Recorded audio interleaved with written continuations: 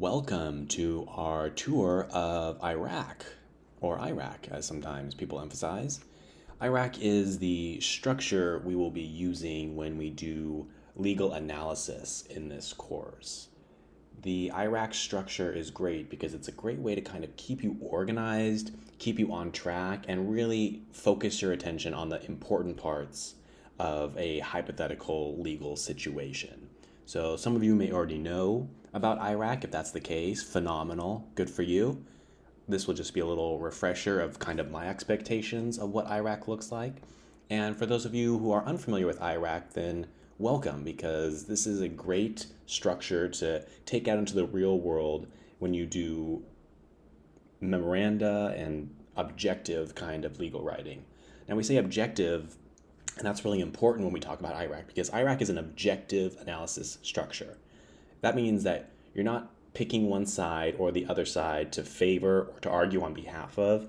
You're simply looking at the facts, looking at the law as unbiasedly as you can, and you're trying to match those up to see, what would a court think? What would a court rule if this was presented to them? Now, this is really important when you write memoranda because oftentimes an attorney would just want you to tell them, hey, do we have a strong case or a weak case, and to not make any arguments one way or the other. So IRAC is a great way to help us do that. IRAC, let's just get into it. IRAC is an acronym standing for Issue, Rule, Analysis, and Conclusion. Okay, so I've written out what each of those mean, and we have a little office hypothetical to go through, and I'll show you kind of what my expectations are of what a nice IRAC answer will look like. So, issue, great. This will be usually posed as a question. Sometimes, does A have a viable claim for battery against B? And you would literally just write that in a question format. You could also make it a statement if you wanted to. There's a little bit of flexibility here. You could say the analysis of A versus B in a battery claim. You could say something like that, but this is the gist of what we're looking for. Is basically what is the question that we need to have answered. Now, when you actually go out to write it, you don't need to separate it with issue, rule, analysis, and so on and so forth, but you can. I find that it helps keep my thoughts organized to really have that clear for myself. And then it's also nice for me when I grade it, I can clearly see which part of the question you're answering, because the points, as you'll see on the rubric, if you take a look at that, the points are divvied up between issue, rule, analysis, and conclusion, because each of those is important in its own right. Issue and conclusion being the least important, rule being mildly important, and the analysis is really where the meat of the points are. So just to help make sure that I understand what you're trying to get at, it might be helpful to separate these out, but this is totally optional if you want to write analysis, rule, issue, so on and so forth. So that's our issue. Is there a battery? Rule. Now, this is just going to be the statement of law. You can basically just quote. I've written out a lot of the rule statements, as they're called, in the written lecture portion of the course. You can often just copy and paste that. I mean, I've really tried to bullet point it out so that it's as clear and as efficient as possible. So, if our question is, does A have a viable claim for battery against B?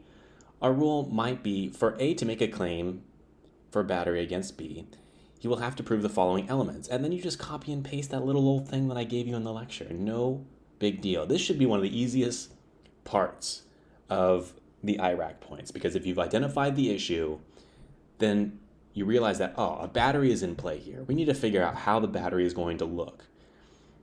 The rule is just the battery rule. That doesn't change. That is the rule for battery, right? So make sure you always include the rule.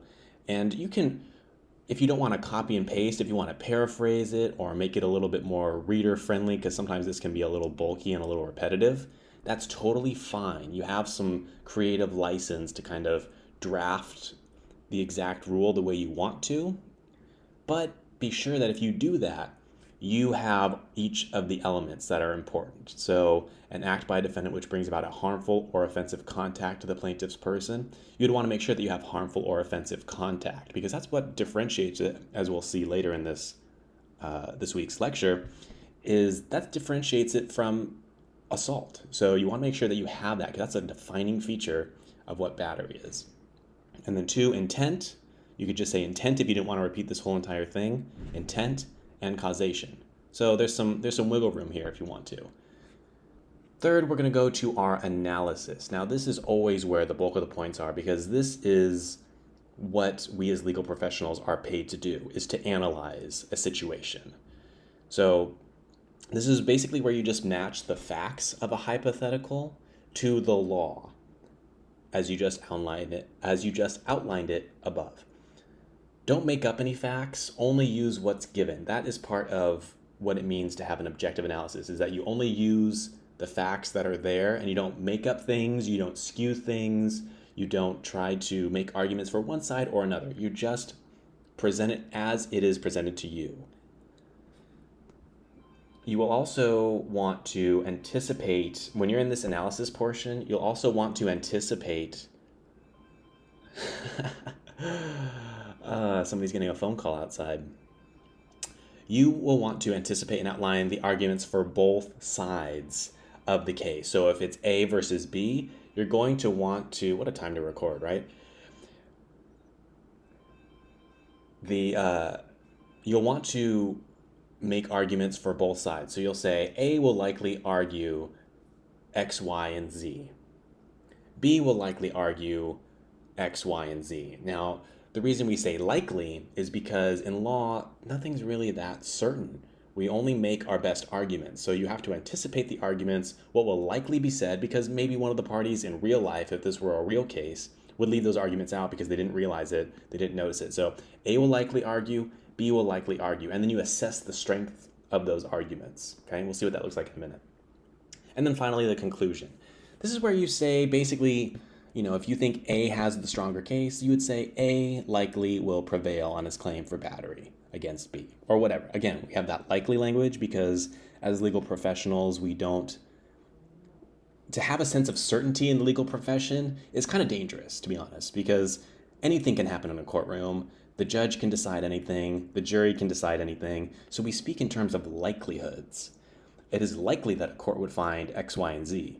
For these reasons, A has a strong case. See, we talk about strong, not perfect, not slam dunk, strong, strength, likely. These kinds of slightly tentative terms, but that still come to a solid conclusion. And this just needs to match your analysis. So that's pretty straightforward. If you think A has the stronger case for battery, then just say that. Conclusions, and it really doesn't really matter what side you come out on. If you think A has a stronger case for battery or B has a stronger case for battery, that doesn't really matter so much. It's really just follow what the analysis leads you to. Okay, there's no right. Yes, A definitely has a claim for battery. Just follow your analysis, okay? Now, I have a little hypothetical for us. Let's see, I pulled up the little clip. So we're just going to watch this clip for a second. I love The Office, so I'm always pulling stuff off of The Office. And here we go. Seriously? You're going to sit in the back? Yeah. It's the safest part of a car. In the event of a crash, the driver always protects his side first.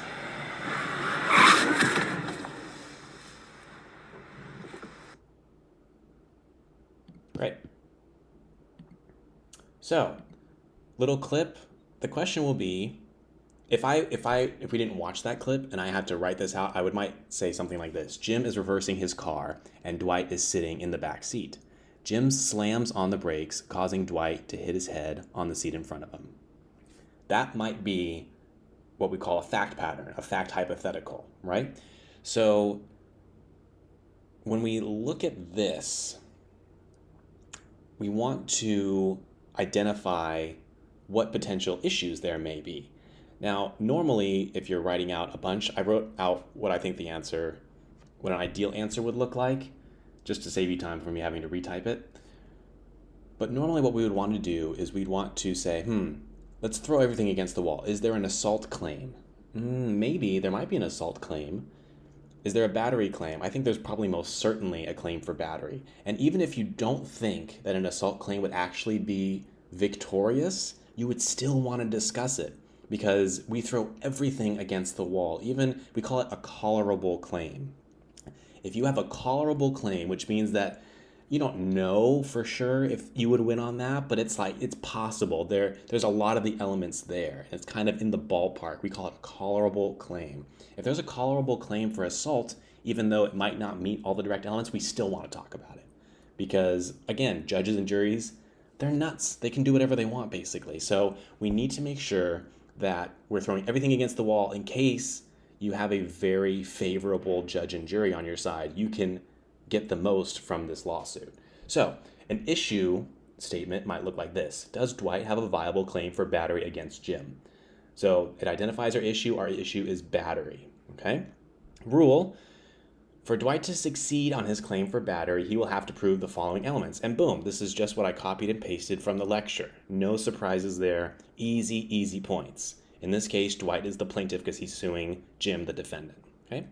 Analysis. Now this, again, look how much text there is here. This is where the points are at. And what you're going to want to do is, whenever there's a fact hypothetical, you're going to want to see if you can use every single fact in that hypothetical.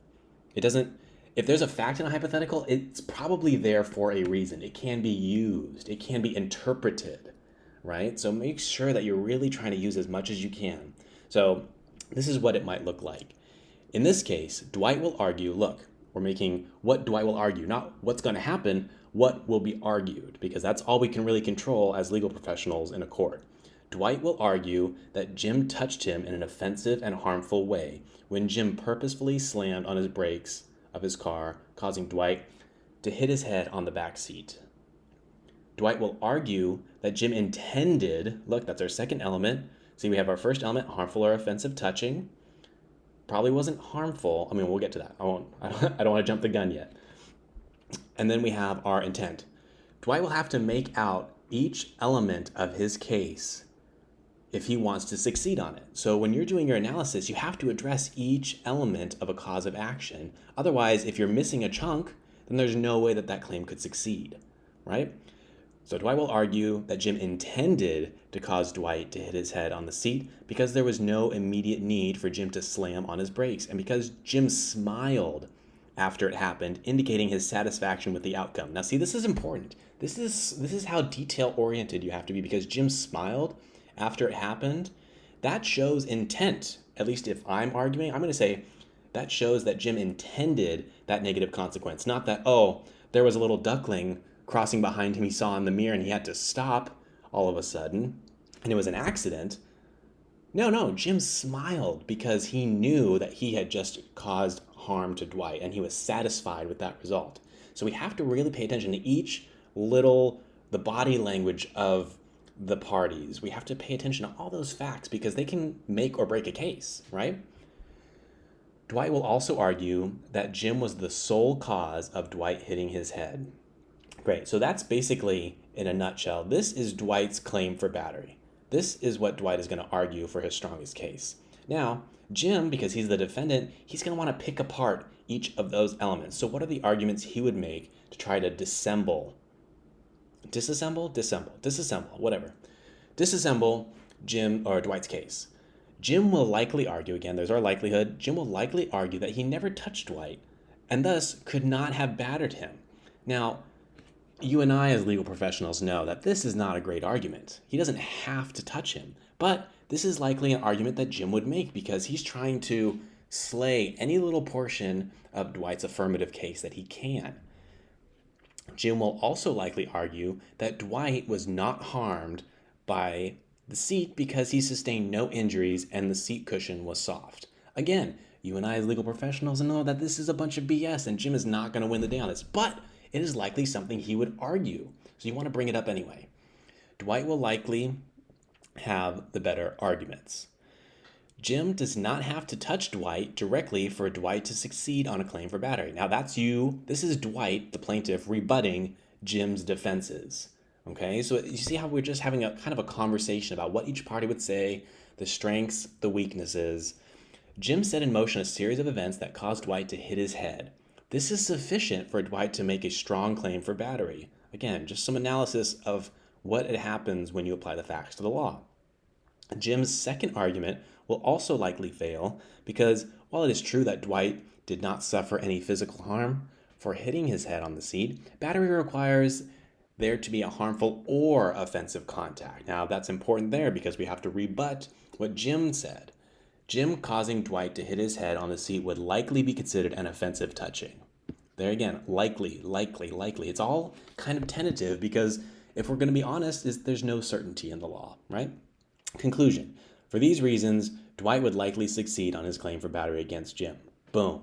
I would consider this a very solid answer. It uses all the facts. It's very well reasoned and organized. We talk about Dwight's claims first, we talk about Jim's claims second, and then we kind of analyze the strength and the weaknesses of the various parties' claims right here in this analysis section. And then the conclusion, just a little one sentence, yes or no, likely, unlikely. Pretty straightforward. Okay? Now go forth and enjoy.